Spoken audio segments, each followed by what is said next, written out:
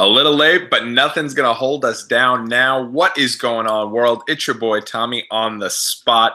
It is a little after midnight here on the East Coast. I got a little delayed on starting Raw, so just finished it up a couple minutes ago. But here to talk to you guys about everything that happened on the show. There was some stuff I loved about the show, including a really, really hot ending. Wow, one of the better endings there. It's like you kind of were waiting the whole show for something to happen there. Maybe a little bit of SmackDown Live showing up at some point, and we got it in a big, big way. I can't talk about it enough. I just absolutely love the ending of Raw. We'll talk about it as we get there, but we have found out a ton about the Survivor Series. Let's I guess get to that right at the top. And thank you guys so much for checking us out here on the Watchalong Wrestling Podcast YouTube page. If you like what you see, please do hit that subscribe button and also smash the like button. Follow us on Twitter at WatchWrestlePod. Tonight was the go-home edition of Raw before the Survivor Series, live from Kansas City, Missouri, and this crowd was into everything. I mean, from doing "Oh, Walk with Elias" to friggin' just losing their mind that they were doing the too sweet whoop whoop for Finn like crazy. This crowd was into it. They were really excited about it, and it was a really, in my opinion, really fun show. I mean, it didn't really feel like it dragged. I enjoyed it, and I got a kick out of it. So let's I guess talk about what we know from the show so far. I guess about Survivor Series, right? Because Survivor Series is this Sunday. It makes sense to talk about what we learned about the show. And also, I guess, where we sit with everything right now.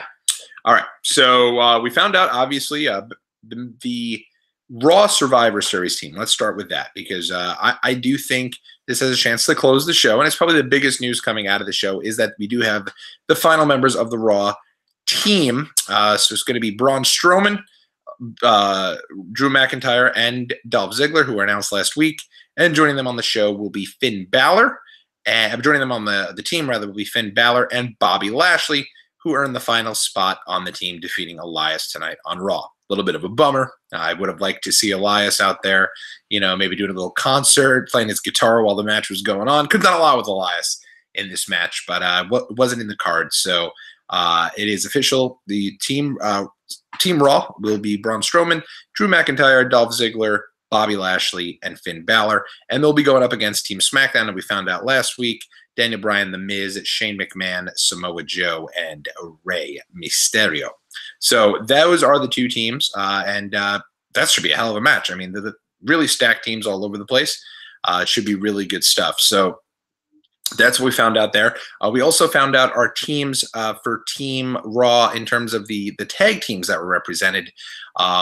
Bobby Roode and Chad Gable won the right to be the team captain of that team, and they'll be joined by the B Team, the Ascension, the Revival, and the Lucha House Party. So unfortunately, it looks like Heath Slater and Rhino got the short straw. They will not be on the Raw team, and they'll be opposed by the SmackDown tag teams, which I'm sure we'll figure out tomorrow.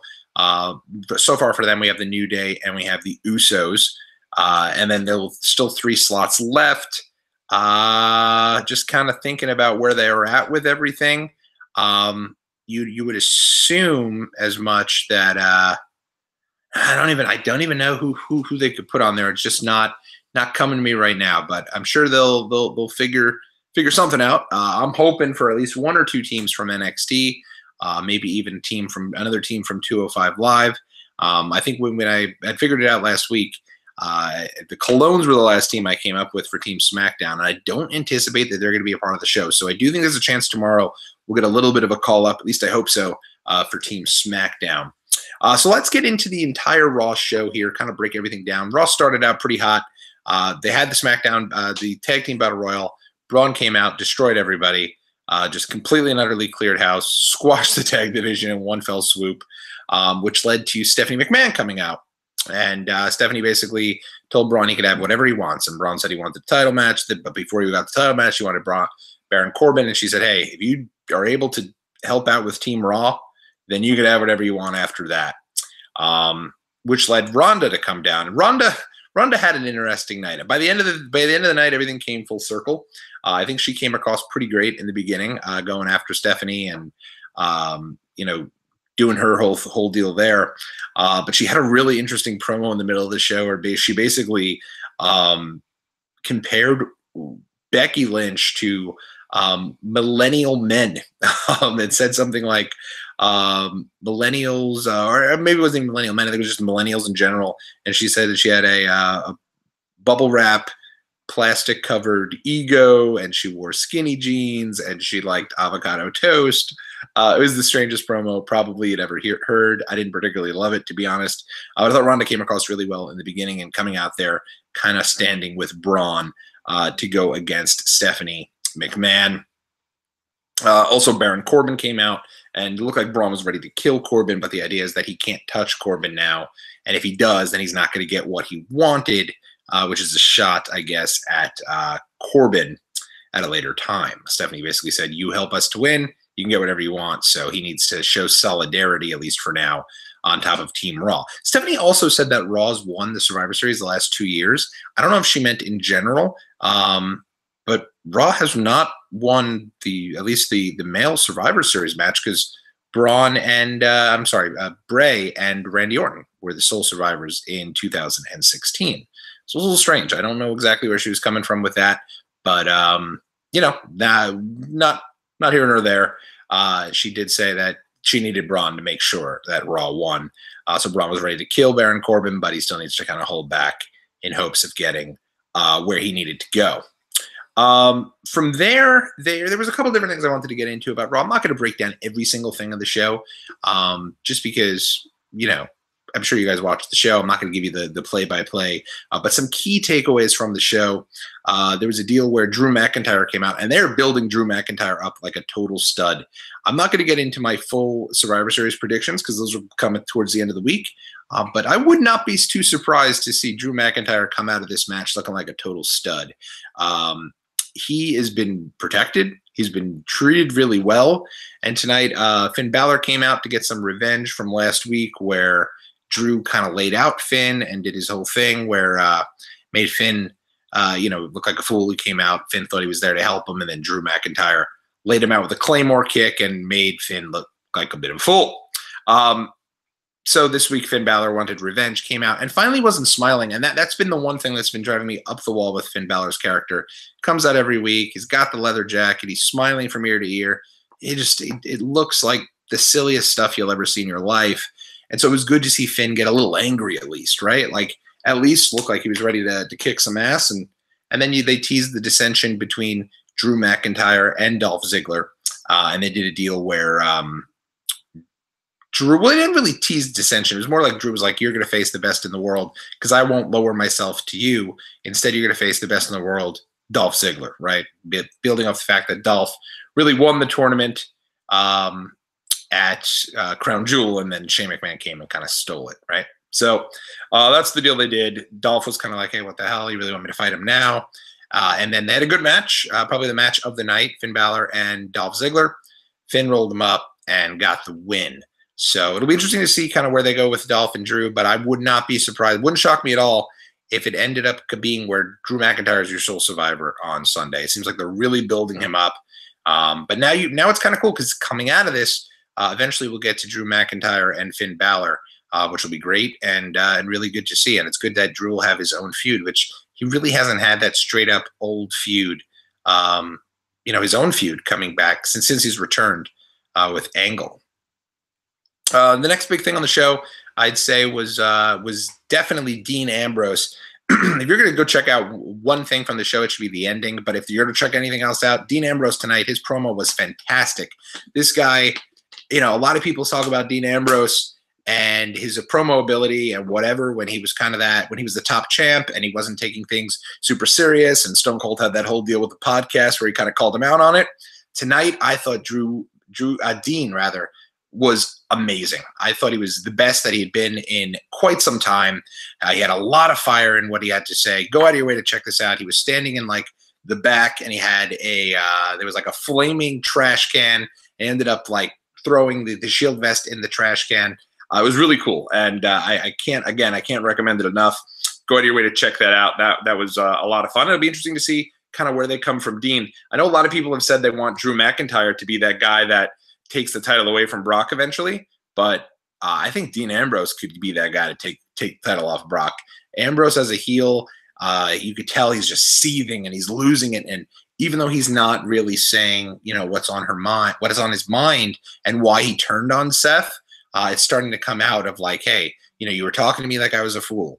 You were making me look like an idiot. And they kind of were. So that's always what's great when somebody has a heel turn and the folks that were turning heel on him can kind of make it seem like, the guy who turned heel has a legitimate gripe.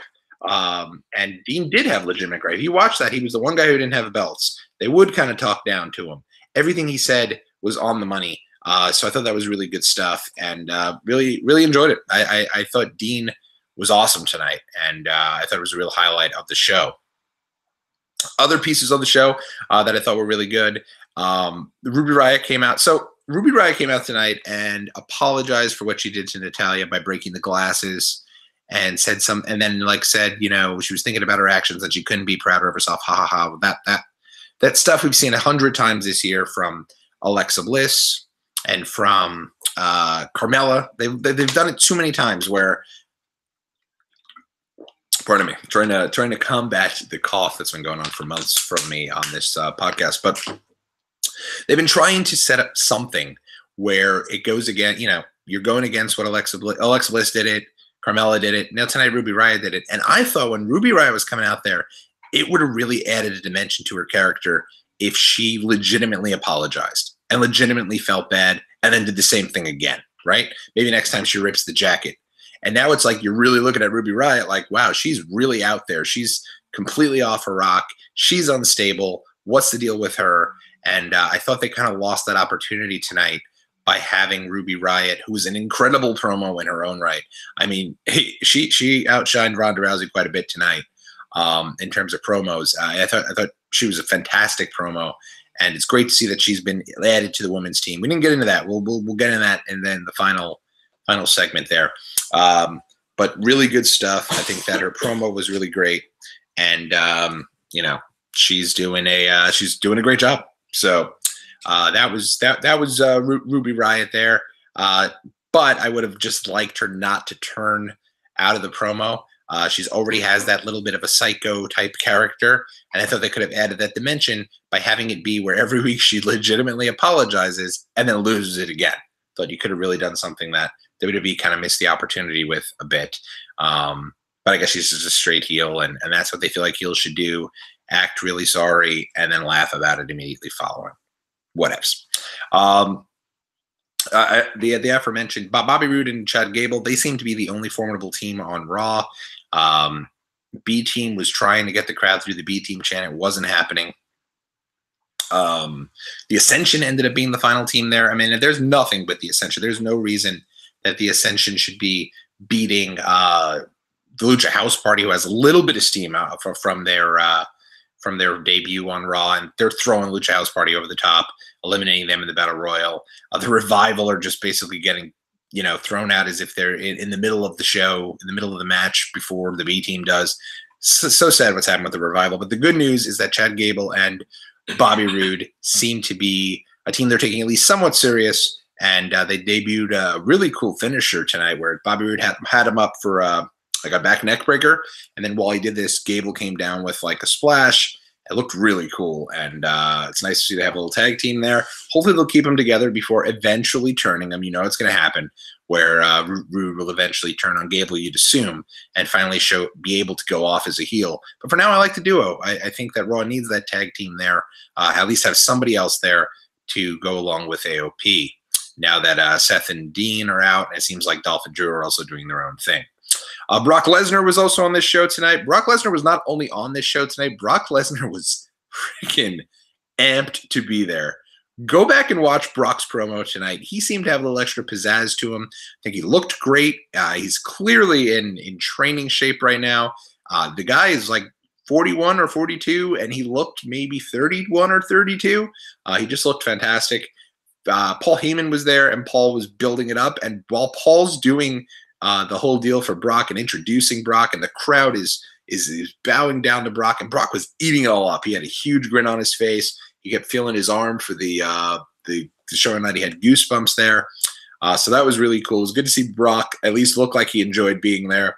And this, this led to Jinder Mahal coming out, and I like that they were at least playing off the fact that if you remember last year's Survivor Series, it ended up being Brock against AJ, but it was supposed to be Brock against Jinder, and Jinder came out and said, this actually is what started AJ's title run, but Brock actually came out and said, Jinder did rather, that, Brock shouldn't take AJ lightly, and it had, it was one of these things where he said, don't take AJ lightly, rather, and said that he had taken AJ lightly last year because he was looking forward to going after Brock. And what he ended up doing was overlooking AJ, and he lost the title on the way to facing Brock. So he had asked Brock to kind of go through his mantra, and Brock got on the mic. It was, I feel like, the first time we've heard Brock speak in a long time on Raw. Got on the mic and basically was all about hearing the mantra, and then destroyed Jinder and the Sings. Hey, I will say this. The character might be a little silly. I don't know where it's going to go, but Jinder and the Singh brothers are doing the best that they possibly can. They are giving it 110%. You can't hate on them for it, man. They're trying their best. It's got to be a little tough. They were the champ last year at this time, the top act on SmackDown, and now they're kind of a comedy fodder act on Raw. But you got to give them credit for at least trying and doing the best that they can. I'm excited too because this Thursday at the on-sale party, the Singh brothers are going to be facing off against Zack Ryder and Kurt Hawkins, and I'd like to see the Singhs. Hopefully, they have a good time in there because I know the Singhs can go in the ring. It'll be good to see them be able to do their thing. And Jinder's funny. He's real funny in the character, so hopefully he gets a little more. I know folks hate on Jinder, but I actually think he works hard and he's done with whatever he's been given. You can't hate on the guy for that. So, but it was cool to see Brock. A lot of people also hate on Brock, but Brock's a big deal. When he shows up, it's like, oh, business is about to pick up. So it was good to see that. Elias and Lashley, two guys that are really building up their characters right now. They did a deal where Leo Rush came down with Bobby Lashley and asked Lashley to do all these different poses. And Bobby was doing the friggin' arms there, and his arms were slightly bigger than mine. And he was, the traps and doing all these things. And then he basically was like, now let's show him the best pose you have. And Lashley laid down, he kind of leaned over to show his ass to the crowd. And this led to Elias coming out. Crowd was really into it. They gave him the Enzo Amore chant treatment. And Elias is so quick-witted, man. This guy has transitioned from heel to face like none other. He's a great babyface. He's money on the mic. I think even Goldust said he was money on the mic on Twitter. Might have just said money, period, all over on Twitter. And he couldn't be right. He couldn't be more right. Elias was great. Go out of your way to watch this. Elias was really funny. He kept talking about how he was pretending he was on the phone. And when they answered the phone, it was pretending it was Child Protective Services. And he, of course, did, hello, my name's Elias, and then went through the whole deal, saying that Lashley's out there and he's showing his ass and he's taking his clothes off while he's got a kid in the ring with him who couldn't be older than 10 years old, that being Leo Rush. So it was a funny little deal. And Elias lost. I would have probably preferred him in the match, but they have something going on with Leo and with Lashley. Lashley's definitely been much more entertaining since he's been paired with Rush and turned heel. So at least that's where they go from there. I will say that the heels are outnumbering the babyfaces on the Raw side of things, whereas on SmackDown, the babyfaces are outnumbering, assuming Shane is still a babyface for now, the heels. So it's interesting to kind of watch how that goes. But SmackDown, I feel like on the Survivor Series is always built up as more of the babyfaces, the team you want to root for, because they've always been seen as the B show, even if they, even there's a lot of people who like them. That's basically it until the end of the show, so I'll get to that. This was unbelievable. So it starts with Alexa Bliss came out, introduced the members of the Raw team. She introduced Mickie James, Nia Jax, Tamina, said Natty was the fourth member of the team, but she sent her home because she was down in the dumps, told her to one day bottle up that fire and get ready to kind of take on Team SmackDown. This led to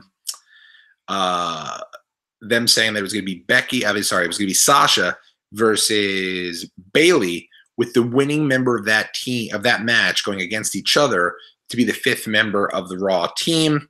It ended up where the two of them ended up fighting to a draw because of the fact that the other members of Alexa Bliss's team came in and beat them up. So it was clearly a setup by Alexa. She then introduced that because they both lost, the 5th member of the team is Ruby Riott. I'm not sure if that's actually going to hold, that it's all heels and Natalya, or maybe Sasha and Bayley will find a way on that team. But for now, the women's team is Nia Jax, Tamina, Mickie James, Ruby Riott, and Natalya. And they'll go against Team SmackDown, who is Carmella, Asuka, Naomi, somebody who is just not coming to me right now, but probably will here in a sec. And Charlotte is the team captain. However, Charlotte is refusing to be the team captain of SmackDown. And, what else? So this then leads, they cut to the back. There's like panic. The cameraman's running to the back. Becky Lynch has got a sick armbar on Ronda. So she showed up. She got in the back somehow. She got the armbar on Ronda. She's back there destroying Ronda. Comes down to the ring, strutting old Conor McGregor style. Comes down like a total badass. The entire Riot Squad and all the other members of Team Raw are in the ring. Becky then calls the troops. In comes everyone from SmackDown. SmackDown guys just start beating the crap out of Raw. There's a big melee. Then the one thing I would have changed is that Charlotte came down. The entire point of Team SmackDown is that of who's going to be the leader of Team SmackDown. The entire point of that was that Sonya Deville is the last member, of Team SmackDown. But the last point of it was, the idea is, do you have to tune in tomorrow to see if Charlotte is going to be there? First off, Charlotte shouldn't be coming to the aid of Becky Lynch for brand supremacy at all. I don't care. Are you kidding me? How are you going to have Charlotte come out there and come to the defense of Becky Lynch? It makes no sense whatsoever. I don't like that one bit, but everything else on the show, this whole ending was great. And then the best thing possible that could have happened. It sucks for Becky Lynch that this happened, but in the long run, it'll be worth it. Becky breaks her nose, and blood just starts coming everywhere, pouring out of her nose, pouring on her hands. She's a bloody hot mess.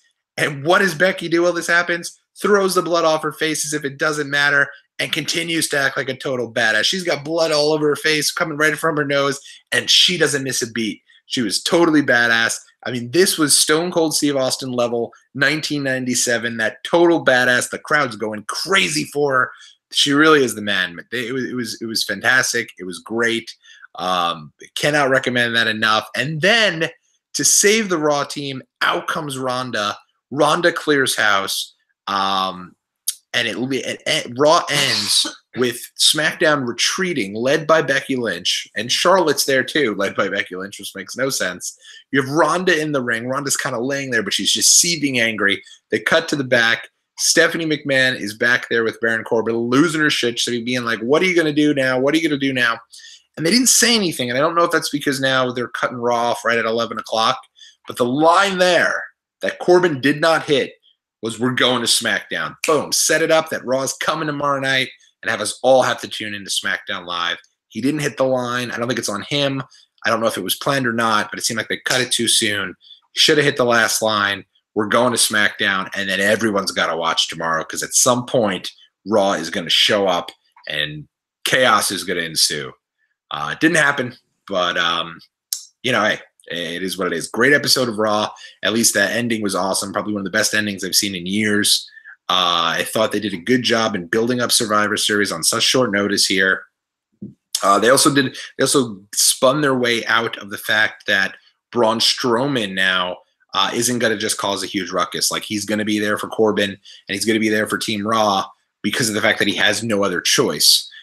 He has to do this to get his better stuff, to get what he wants towards the end. Also, the stuff with Brock was really good. Good to see him literally looking like he's excited to be there. I'm sure he is because he's getting paid quite a bit, but it's good to see him really into it. It seems like he's invested. It seems like he's ready for this AJ Styles match and excited about doing it. It should be an awesome match. And the Dean and Seth stuff, man, that's going to be a hell of a feud. That's going to be really good stuff. Whoever comes out of that feud, would be great. Logic kind of fantasy booking here. You have Dean take the title off Seth. He becomes Intercontinental Champ. Seth goes on to win the Rumble and win the title at WrestleMania. So now you've got Dean chasing Seth because he got his belt, but at the end of the day, Seth got the belt that's even higher. That's how I do it.